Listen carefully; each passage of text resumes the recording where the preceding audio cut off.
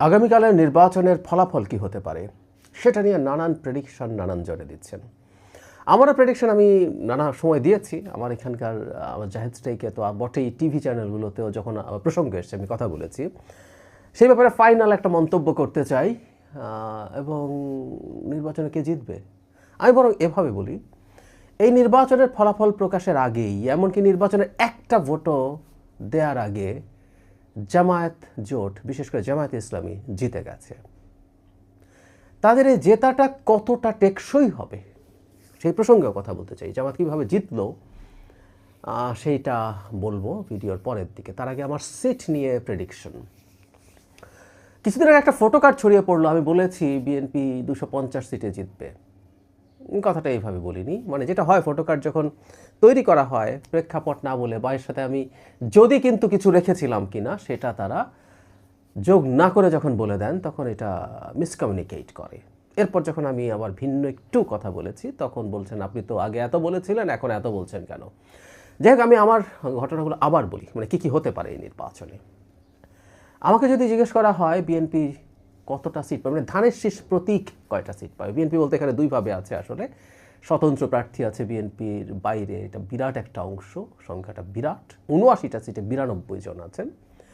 So তাদেরকেও এক ধরনের বিএনপি হিসেবে ধরা যেতে পারে, কিন্তু আমি মার্কার কথা বলছি, ধানের শীষ। যদিও ধানের শীষের বাইরেও বিএনপির জোটের কয়েকজন আছেন যারা অন্য মার্কা নিয়ে নির্বাচন করছেন, সেখান থেকেও কয়েকজন জিতে আসবেন, কয়েকজন হারতেও পারেন। কিন্তু ধানের শীষের ক্ষেত্রে আমি মনে করি বিএনপি 2/3 মেজরিটি পাবে। বিএনপির বা ধানের শীষ 200 সিট ক্রস করবে, 200 সিট ক্রস করবে, আমি আবারও বলছি। বাকি সিটগুলোর মধ্যে জামায়াত ইসলামী, তাদের জোট, বিএনপি স্বতন্ত্র, তারা নিশ্চিতভাবেই 100 নিচে থাকবে। এটা নিয়ে আমার কোনো কনফিউশন নেই, এগুলো হলো নিশ্চিত। কিন্তু আমি যে রেজাল্টটা বললাম এটা একটা কনজারভেটিভ প্রেডিকশন বিএনপির দিক থেকে। সিট আরও বাড়তে পারে, আরও বাড়তে পারে। আর 250-এর কথা আমি বলেছিলাম, সেটা হচ্ছে এইভাবে, সেটা এখনও আমি সম্ভাবনা উড়িয়ে দেই না। বাংলাদেশের মানুষের বিজয়ী প্রার্থীকে, বিজয়ী দলের প্রার্থীকে ভোট দেওয়ার প্রবণতা থাকে। বিশেষ করে আনডিসাইডেড বা সুইং ভোটার যারা আছেন তারা এটা করেন।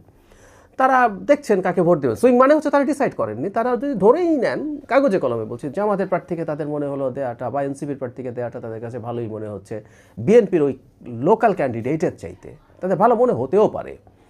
তারা ভাবছিলেন যে জামাত বা এনসিপির ক্যান্ডিডেটকে দেবেন, কিন্তু যদি ফ্লো বা যদি বোঝেন যে বিএনপি ক্ষমতায় আসছে, 151 অন্তত পাচ্ছে, তখন প্রবণতা থাকবে বিএনপির প্রার্থীকে ভোট দিতে। কারণ তাতে তারা মনে করেন এতে তাদের এলাকার উন্নয়ন বেশি হবে। এটা খুবই সিরিয়াস ধরনের পারসেপশন, কিন্তু এটা ভালো বলে আমরা বলি না। একটা এমপির কাজ লোকাল গভর্নমেন্টের না, তিনি লোকাল গভর্নমেন্টের চেয়ারম্যান না।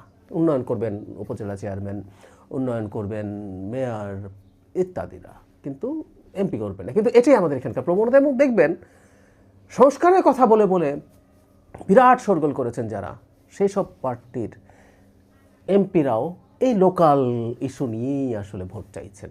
তো ফলে সেই পরিস্থিতি যদি হয়, সেই প্রেক্ষাপট যদি হয়, এবং আওয়ামী লীগ এবং তার সাথে মানে হিন্দু ভোটারদের একটা বিরাট অংশই, প্রায় সবাই আওয়ামী লীগকে ভোট দেন, এরা যদি ভোট কেন্দ্রে যায়, সাথে যদি ওই ফ্লোটা তৈরি হয়, তাহলে বিএনপি 250-র কাছে চলে যেতে পারে। এটা আমি এখনও মনে করছি, এই প্রেক্ষাপটে দাঁড়িয়েও মনে করছি। শুরুতেই বলেছিলাম নির্বাচনের ফল যাই হোক জিতেছে জামায়াত ইসলামী। কিভাবে সেটা? এই যে জামায়াত ইসলামীকে নিয়ে এত আলোচনা করা হলো, জামায়াত এখন ডিফ্যাক্টো বিএনপির প্রতিদ্বন্দ্বী হিসেবে হাজির হয়েছে। ডিফ্যাক্টো কারণ বলছে একটা দলের অনুপস্থিতি আছে আওয়ামী লীগ, সেটা নিয়েও আসছি।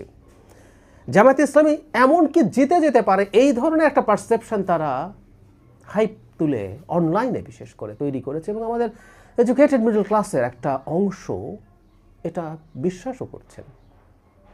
এই হচ্ছে প্রেক্ষাপট। বিরাট সাফল্য। সারা মিডিয়াতে কাভারেজ পেয়েছে, মানুষের মাথায় দাঁড়িপাল্লা মার্কাটা দাঁড়িয়ে গেল। অনেক বড় অর্জন। এবং আমি সিরিয়াসলি মনে করি আওয়ামী লীগকে নিষিদ্ধ করার পেছনে জামাত এনসিপি এরা এত শক্তভাবে ছিল এই কারণে, কারণ আওয়ামী লীগ থাকলে তাদের এই অবস্থা হতো না। সারা পৃথিবীতে জামায়াতে ইসলামী ইন্টারন্যাশনাল মিডিয়াগুলো প্রচুর রিপোর্ট করেছে, জামায়াতের আমিরের কথা বলেছে, তার সাক্ষাৎকার নিয়েছে, উনি ব্লান্ডার করেছেন আমি মনে করি কখনো কখনো, বাট স্টিল তারা কভারেজ পেয়েছেন, আলোচনার বিষয়ে পরিণত হয়েছেন। জামাত ক্ষমতা চলে যাবে কিনা, চলে যেতে পারে কিনা, এই আলোচনা হিউজ ব্যাপার, হিউজ ব্যাপার। কিন্তু এটা কতটা টেকসই হবে সেটা নিয়ে প্রশ্ন আছে। সেটা শুরুর দিকে বলছেন, প্রশ্নটা হচ্ছে এই, আওয়ামী লীগ যদি ফিরে আসে, আওয়ামী লীগের ফিরে আসে কি আমরা উড়িয়ে দিতে পারি? উত্তর হচ্ছে না। আওয়ামী লীগ ফিরে আসার পরিস্থিতি হলে তারা আবার মাঠে নামতে পারেন, কিন্তু আওয়ামী লীগ প্রসঙ্গে আমরা সিদ্ধান্ত নিয়েছি যে আওয়ামী লীগের বিচার হবে, আওয়ামী লীগের বিচার হবে, আইসিটিতে তাদের বিচার হবে। বিচার হওয়া মানে আওয়ামী লীগ মানবতা বিরোধী অপরাধে নিজে জড়িত ছিল এটা প্রমাণিত হতে পারে, নাও পারে। যদি না হয় তাহলে তো আওয়ামী লীগের উপর আর নিষেধাজ্ঞা রাখা যাবে না, তখন আওয়ামী লীগ রাজনীতির মাঠে আসবেই। এবং আমি মনে করি তখনই জামাতের এই যে এখন একটা অসাধারণ হানিমুন পিরিয়ড চলছে সেটা ঝুঁকির মুখে পড়বে এবং প্রায় শেষের দিকে যাবে বলে আমি মনে করি। কারণ আওয়ামী লীগ মাঠে নামলে রাজনীতির ফোকাস আর জামাতের প্রতি থাকবে না। অনেকে বলেন এই কারণেই এই ধরনের একটা পরিস্থিতি হতে পারে ভেবেই জামাত ইসলামী এবারকার জন্য তাদের সর্বোচ্চ চেষ্টা করেছিল যেন তেন করে যেন কোনো কিছু যেন করা যায়, ইলেকশন ইঞ্জিনিয়ারিং করেও না। খুব বেশি ইলেকশন ইঞ্জিনিয়ারিং হবে না। জামাত সম্পর্কে যা বলছি, মানে সবচেয়ে ভালো সিচুয়েশনেও তারা 50 থেকে 60 এর বেশি সিট তারা পাবে বলে আমি মনে করি না। বাকিরা স্বতন্ত্র, আর এই বিএনপির এত স্বতন্ত্র না থাকলেও আমি যৌক্তিক কারণে বিশ্বাস করি স্বতন্ত্রদেরকে জামাত ফাইন্যান্স করেছে ধরে রাখার ক্ষেত্রে। এই স্বতন্ত্র না থাকলে তাদের এই পরিমাণ সিটও পাওয়ার সম্ভাবনা ছিল না। বটম লাইন, সিটে বিশাল ব্যবধানে জিতেছে বিএনপি, জিতবে, কিন্তু জামাতেরও এক ধরনের বিজয় আছে, এটাও ছোট না, খুবই বড়। সো নির্বাচনে একটা ভোট কাস্ট হওয়ার আগেও জামাত জিতেছে, তাদেরকে একটু অভিনন্দন জানানোই যায়।